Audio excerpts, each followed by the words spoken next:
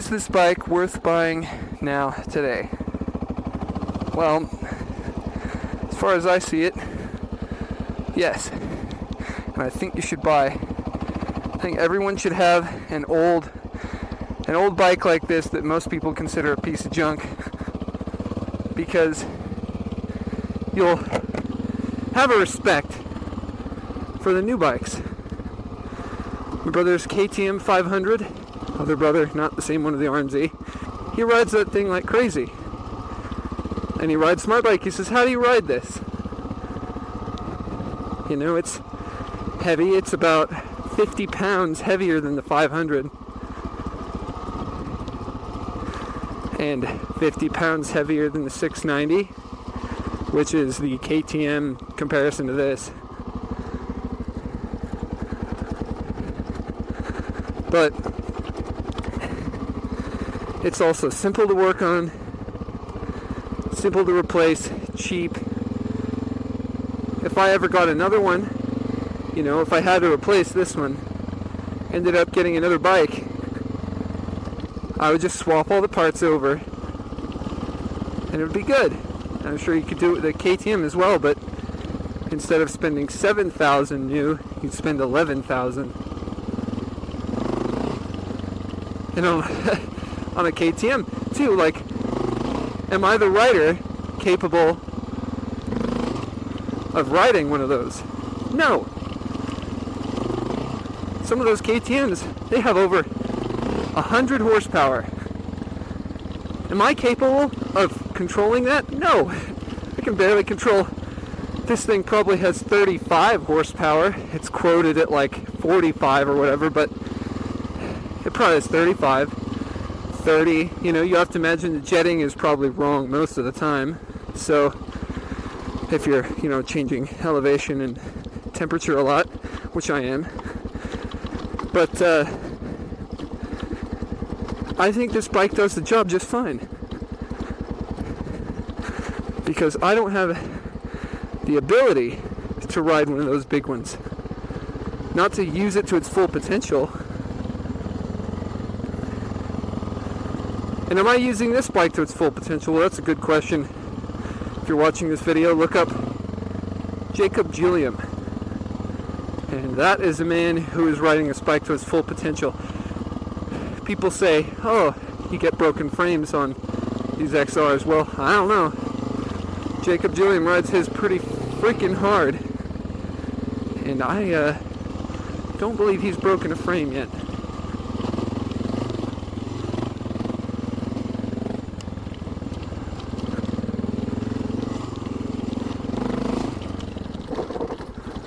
Oh, the brakes. I haven't ridden another bike, but I'd say these brakes are pretty abysmal. If the yellow light turns red, you're running a red light. There's no stopping. Not fast enough.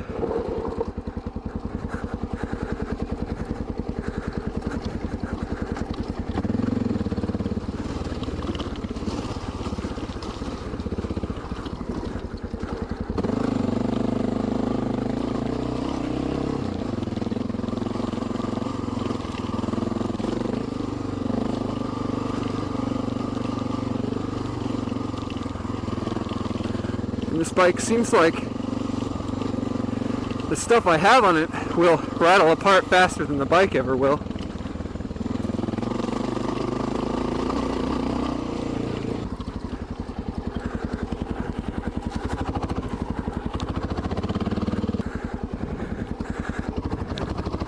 You have to get good at turning around a heavy bike, right?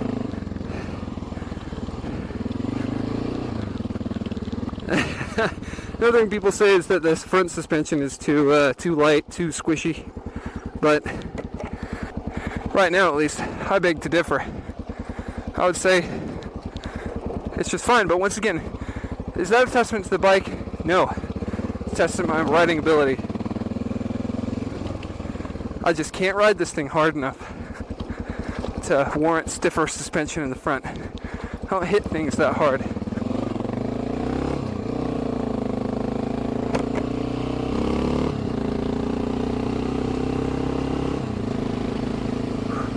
little bird. That's a good road down there, I tell you. This whole area is just amazing.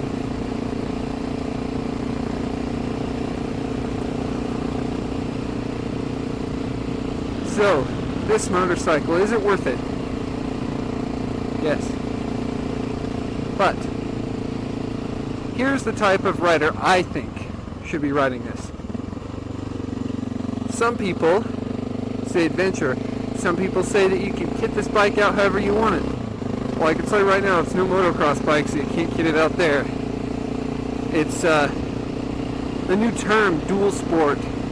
It's an old term, really, but it's getting a new usage. The KTMs are now dual sports. This bike used to be what was called an enduro, and now enduro appears to me to be a totally different thing. To me, enduros denote lighter, faster, easier to control.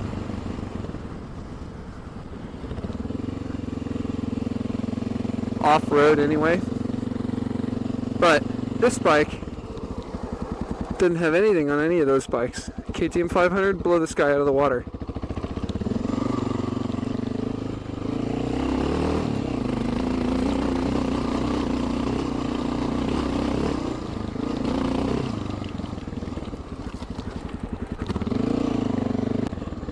Is this enduro? Nope. Is it a dual sport? I believe so.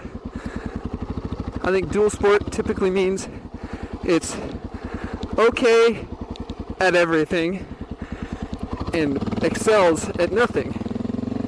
Now, as a rider, am I someone who is, excellent at any one subject? No. I simply haven't ridden enough road bikes to be good at that. And this thing doesn't really make you that good at off-road either.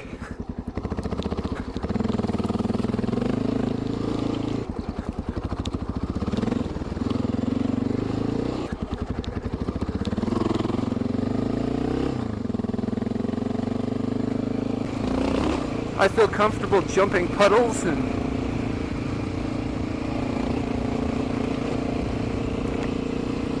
I feel comfortable in the street.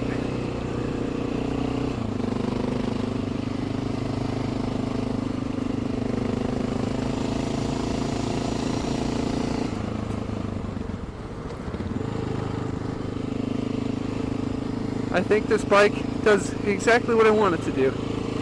So, question is this a right bike for you? Is it worth going out and getting a different motorcycle than this one? Well, yeah. If you're going to be harder off-road than I am, which is easy, no problem, get a DRZ 400. Those bikes are awesome. You can change out the wheels and bam, you have a supermoto. And change out the gearing and the wheels again and bam, you have an awesome dual sport bike. You can hop it up a bunch and a liquid cooled motor can take it. You don't have to put an oil cooler and do mods and stuff to keep the engine cold. The DRZ makes a good bike. Never ridden one myself, but I've seen several satisfied people. I myself like this bike. I do some adventure riding. Is this an adventure bike? No! It is not a KTM. It's not a 990, it's not a 1290, it's not an 1190, it's not a 690, it's not a 790. It is a 650 thumper with lower compression than a lot of thumpers, but that makes it nice. It's reliable.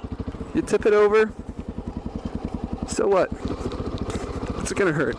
Might find out here what it hurts. Everything here ends in a dead end. It's kind of annoying.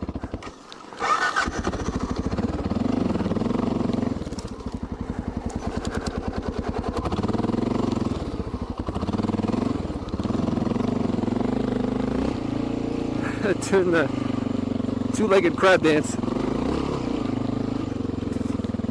Oh, and that's the other thing about this bike. It's tall. I don't know off the top of my head what the seat height is, but it's tall. For someone 5'11", which is what I am, it's enough that you don't want to be doing too much tough, tight, technical stuff. You want it to be a second gear trail, at least. And if there's sand, once again, second gear, no lower than second gear.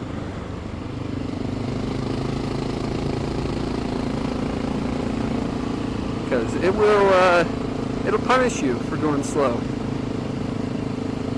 It's heavy, it's top heavy.